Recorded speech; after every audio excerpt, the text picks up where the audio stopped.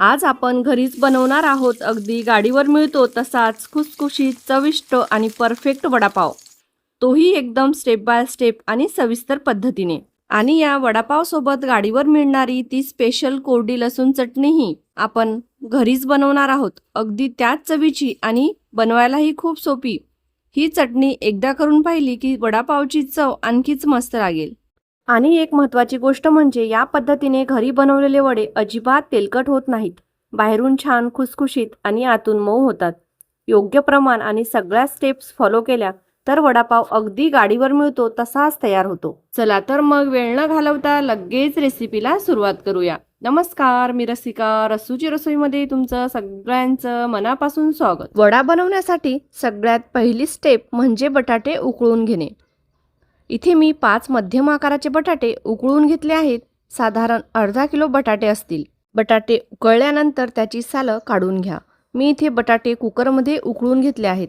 बटाटे उकळताना एक गोष्ट लक्षात ठेवा, यामध्ये खूप जास्त पाणी घालायचं नाही। बटाटे अगदी गळून जाईपर्यंतही उकळवायचे नाहीत। मध्यम आचेवर साधारण 4 शिट्ट्या झाल्या की बटाटे छान शिजतात। आता या बटाट्याच्या भाजीसाठी ठेचा बनवून घेऊया। मिक्सरच्या भांड्यात 7 ते 8 हिरव्या मिरच्या, 1 इंच आल्याचा तुकडा, 10 ते 12 लसूण पाकळ्या आणि मुठभर कोथिंबीर घाला आणि हे मिश्रण मिक्सरमधून जाडसर वाटून घ्या। भाजीसाठीचा झणझणीत आणि खमंग ठेचा तयार आहे। आता या ठेच्याला मस्त फोडणी देऊन वडापावची भाजी बनवूया। आता कढईमध्ये 2 पळ्या तेल घालायचं आहे।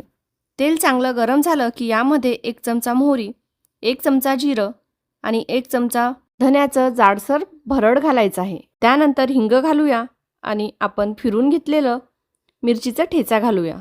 त्यानंतर कढीपत्ता घालायचा आहे। आता हे घातलेलं सगळं साहित्य मंद ते मध्यम आचेवर छान परतून घ्यायचं आहे, म्हणजे त्याचा खमंग सुगंध येईपर्यंत। नंतर यामध्ये अर्धा छोटा चम्मच हळद घालायचा आहे। परत एकदा व्यवस्थित मिक्स करून घ्यायचं आहे। आता यामध्ये आपण उकळून घेतलेले बटाटे घालायचे आहेत। मी बटाट्याचे मोठे मोठे तुकडे करून घेतले आहेत। आपण ही भाजी नंतर मॅश करणार आहोत, त्यामुळे सुरुवातीला बटाटे खूप जास्त बारीक करायची गरज नाही। आता हे बटाटे कढईमध्ये घालून फोडणीसोबत व्यवस्थित मिक्स करून घ्यायचं आहे। त्यानंतर चवीनुसार मीठ घालायचं आहे। आता बटाटा मॅशरच्या मदतीने हलक्या हाताने मॅश करून घ्यायचा आहे। यामुळे मसाला, मीठ आणि बाकीचं सगळं साहित्य बटाट्यामध्ये छान एकजीव होईल। बघा, आपली बटाट्याची भाजी छान मोकळी झाली आहे, अजिबात चिपचिपीत किंवा गिळगिळीत झाली नाही, कारण आपण बटाटे योग्य प्रमाणात उकळले होते। यामुळे आपले वडे अगदी बाजारात किंवा गाडीवर मिळतात तसेच खुसखुशीत आणि चविष्ट बनतील। त्यामुळे प्रत्येक स्टेप नीट लक्ष देऊन बघा आणि सांगितलेल्या प्रमाणातच रेसिपी करा, मग तुमची रेसिपी अजिबात फसणार नाही आणि वडे एकदम परफेक्ट तयार होतील। भाजी छान तयार झाली आहे। आता ही भाजी पूर्णपणे गार होण्यासाठी बाजूला ठेवूया, तोपर्यंत पुढची तयारी करूया। आवरणासाठी एका भांड्यात पाव किलो बेसन घेतलं आहे। यामध्ये 2 चमचे तांदळाचं पीठ घालायचं आहे। तांदळाचं पीठ घातल्यामुळे वड्यांचं आवरण छान खुसखुशीत होतं आणि तळल्यानंतर बराच वेळ कुरकुरीत राहतं। त्यानंतर चवीनुसार मीठ आणि चिमूटभर हळद घालायचं आहे। कोरडे जिन्नस व्यवस्थित मिक्स करून घ्यायचं आहे। त्यानंतर थोडं थोडं पाणी घालत गुठळ्या होणार नाहीत याची काळजी घेत मध्यम घट्टसर बॅटर तयार करून घ्या। पाणी एकदम घालायचं नाही, थोडं थोडं घातल्याने बॅटरची कन्सिस्टन्सी अगदी परफेक्ट येते। बघा, बॅटर किती छान स्मूथ तयार झाला आहे, यामध्ये अजिबात गुठळ्या नाहीत। आता तयार केलेलं बॅटर 5 मिनिटांसाठी बाजूला ठेवूया। बटाट्याची भाजी पूर्णपणे गार झाली आहे। आता या भाजीचे लहान लहान गोळे तयार करून घ्यायचे आहेत। या अर्धा किलो बटाट्याच्या भाजीपासून साधारण 15 वडे तयार होतील, त्यानुसार वडे आपल्याला तयार करायचे आहेत। आपल्या घरची कढई आणि गॅस साधारण लहानच असतो, त्यामुळे वडे खूप मोठे केले तर ते आतून नीट शिजत नाहीत आणि तळतानाही अडचण येते, म्हणून अगदी मध्यम आकाराचे छोटे छोटे गोळे तयार करून घ्या। इथे मी साधारण 15 समान आकाराचे वडे तयार करून घेतले आहेत। आता आपण आधी तयार करून ठेवलेल्या बेसनाच्या बॅटरमध्ये चिमूटभर खाण्याचा सोडा घालायचा आहे। सोडा नेहमी वडे तळण्याच्या अगदी आधीच घालायचा, त्यामुळे वड्यांचं आवरण छान फुलतं आणि खुसखुशीत होतं। सोडा घातल्यानंतर बॅटर एकदा व्यवस्थित मिक्स करून घ्यायचं आहे। एक पळी बॅटरमध्ये बुडवून बाहेर काढा। बघा, पळीला बेसनाचा एकसारखा आणि छान थर लागला आहे। यावरून आपलं बॅटर अगदी परफेक्ट तयार झालं आहे हे समजतं। तेलही व्यवस्थित गरम झालं आहे। आता वडे तळून घेऊया। तयार करून ठेवलेला प्रत्येक बटाट्याचा गोळा बेसनाच्या बॅटरमध्ये घालून सर्व बाजूने छान कोट करून घ्या। त्यानंतर काटा चमच्याच्या मदतीने अलगद गरम तेलामध्ये सोडायचा आहे। या पद्धतीने एक एक वडा तेलात सोडायचा आहे। एका वेळी कढईमध्ये जितके वडे सहज मावतील तितकेच घालायचे. त्यामुळे वडे एकसारखे तळले जातात आणि त्याचा आकारही छान राहतो. वडे तेलात सोडल्यानंतर लगेच झाऱ्याने हलवायचे नाहीत. त्यांना काही सेकंद तसेच राहू द्या, म्हणजे बेसनाचं आवरण व्यवस्थित सेट होतं आणि वडे फुटत नाहीत. एका बाजूने छान सोनेरी रंग आला की झाऱ्याच्या मदतीने अलगद पलटून दुसऱ्या बाजूनेही तितक्याच छान सोनेरी रंगावर तळून घ्यायचं आहे. वडे तळत असताना गॅसची आच नेहमी मंद ते मध्यम ठेवा. खूप मोठ्या आचेवर वडे तळले तर बाहेरून लगेच रंग येतो, पण आतून ते नीट गरम होत नाहीत. त्यामुळे मंद ते मध्यम आचेवर तळल्यास वडे आतून बाहेरून छान शिजतात आणि सुंदर सोनेरी खुसखुशीत होतात. बघा, वड्यांना किती सुंदर रंग आला आहे आणि ते अगदी छान खुसखुशीत तळले गेले आहेत. आता हे वडे झाऱ्याच्या मदतीने ताटामध्ये काढून घेऊया.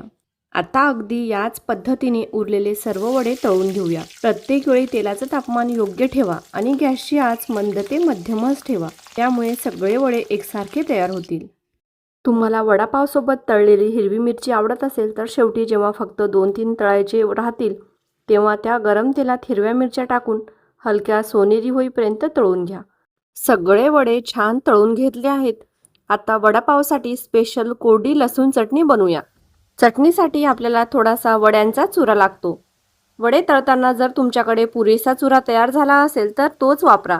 वेगळा चुरा तळण्याची गरज नाही. पण माझ्याकडे वडे तळताना फारसा चुरा तयार झाला नाही, त्यामुळे मी थोडंसं बेसनाचं बॅटर तेलामध्ये घालून चुरा तळून घेत आहे.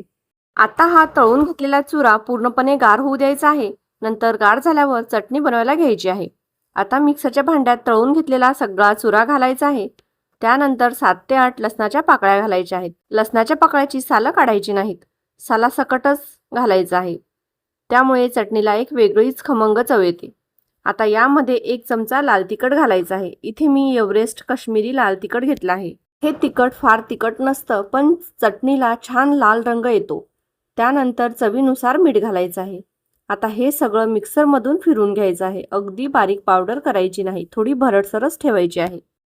अगदी गाडीवर मिळते तशीच खमंग, झणझणीत आणि चविष्ट कोरडी लसूण चटणी तयार आहे. आता ही चटणी आपल्या गरमागरम वडापावासोबत सर्व करूया. या वडासोबत लागणाऱ्या पावाची रेसिपी ही मी लवकरच आपल्या चॅनलवर शेअर करणार आहे. तुम्हाला ती रेसिपी पाहायची असेल तर कमेंटमध्ये नक्की कळवा. बाजारासारखे पावसुद्धा आपण घरीच बनवू शकतो. आज या वडापावसोबत वापरलेले पाव देखील मी घरीच बनवले आहेत. खुसखुशीत गाडीवर मिळतो तसाच वडापाव आणि त्यासोबतची झणझणीत कोरडी चटणी तयार आहे. ही रेसिपी तुम्ही नक्की करून बघा आणि कशी झाली ते मला कमेंट करून नक्कीच सांगा. जर तुम्हाला हा आजचा व्हिडिओ आवडला असेल तर व्हिडिओला एक लाईक नक्कीच करा. आपल्या मित्रमैत्रिणी आणि कुटुंबासोबत शेअर करा. आणि अशा सोप्या, चविष्ट आणि घरगुती रेसिपीजसाठी रसूची रसोईला सबस्क्राईब करा. धन्यवाद.